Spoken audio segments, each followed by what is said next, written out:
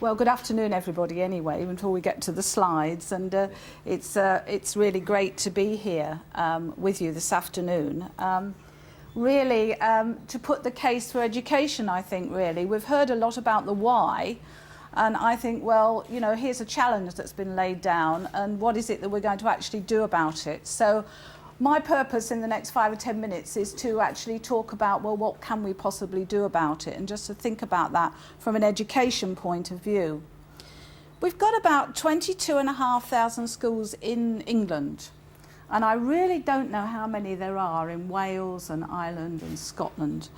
But if you take all of those schools and all of the educational institutions, it adds up to about 9% of the emissions in the UK, the energy emissions. And we live in a world, don't we, where climate change, as we've heard, on a grand scale is a very real issue for all of us. And as Dr. Stewart has already pointed out, it is an issue we can't really afford to ignore.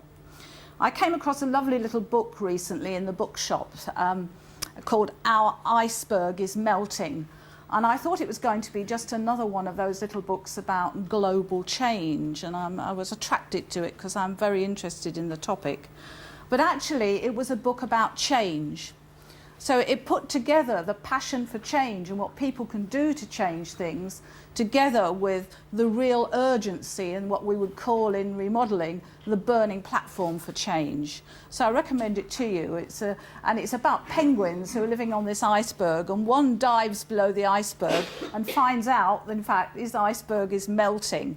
And then the story is about how he persuades other people, or other penguins I should say, that the iceberg is melting. And of course they have all kinds of very interesting responses from, but it's dinner time, we can't discuss it now, which I thought was very interesting.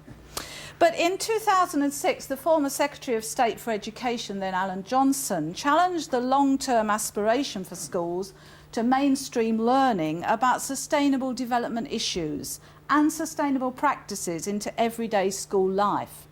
And the United Kingdom is one of 40 countries committed to the Eco Schools campaign. And Eco Schools, as you will know, is an international and an award programme that guides schools on their sustainable journey, and a very important one. It provides a framework to help embed those things, principles, into the heart of school life. Now, the government has also embarked on the largest capital investment programme for schools for at least 50 years, through Building Schools for the Future and the Primary Capital Programme. What a wonderful opportunity. So much money going into schools for rebuild. It's an amazing opportunity to do something about how we deliver the energy for schools. And so over the next 20 years or so, all secondary schools will benefit from that grant and either a rebuild or a major capital build programme, and at least half our primary schools. I was talking to one of our colleagues earlier, Heidel here from Radcliffe School, and his brand new school has looked at the sustainability issue. And I think that's really very exciting. Schools don't look like schools anymore almost. They look very, very different, some of these new builds. But very important we consider the sustainability issues there as we go forward. But our greatest asset really is not the commitment of government to eco schools, as very important as that is, or major capital investment, but the values and commitments of the thousands of teachers and support staff in our organisations. The millions of parents and others, adults in our communities, and about 10 million children in England alone, and young people who are in our schools and children's centres. So we are the generation that has perhaps benefited more than any other from 250 years of industrialisation. But that industrialisation has come, as we've heard, at a very high price indeed to our planet. And unless we do something about it, those children that are around now and those to come will suffer from the lifestyle that we have in fact enjoyed. I'm not really trying to be alarmist this afternoon or really to preach to you that are the converted here this afternoon, nor am I trying to sell you yet another well-meaning initiative, because I know that heads in the room will be somewhat a little jaundiced by that. But for the last 6 years, I've been involved in a project designed to restore work-life balance to the working lives of head teachers, although they may not think so, teachers and others who work in schools. But what I'm addressing here is a global issue which is in your power, all of our power, to do something about. An issue which I think is close to the hearts and minds of many whom you come into contact with on a daily basis.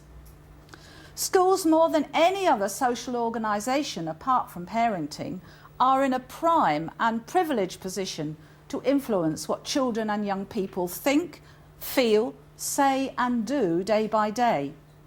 What is more, schools are in a better position than they have ever been to use that power and position. The development of extended services, extended schools, the move towards personalisation within the curriculum, and the power of ICT and their greater autonomy, coupled with interdependence, means that schools have never been in a better position to pursue issues close to the concerns of their communities. And the future of the planet, I think, is probably more important to those community members than any other single issue.